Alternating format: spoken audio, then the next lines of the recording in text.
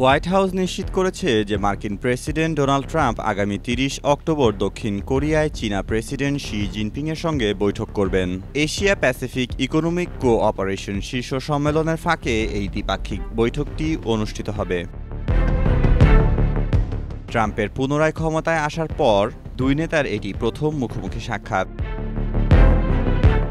বিরল খনিজ রপ্তানির উপর চীনের কঠোর বিধিনিষেধের প্রতিক্রিয়ায় ট্রাম্প চীনের পণ্যের উপর অতিরিক্ত শতভাগ শুল্ক আরোপের হুমকি দেওয়ার পর এই বৈঠকটি বেশ তাৎপর্যপূর্ণ।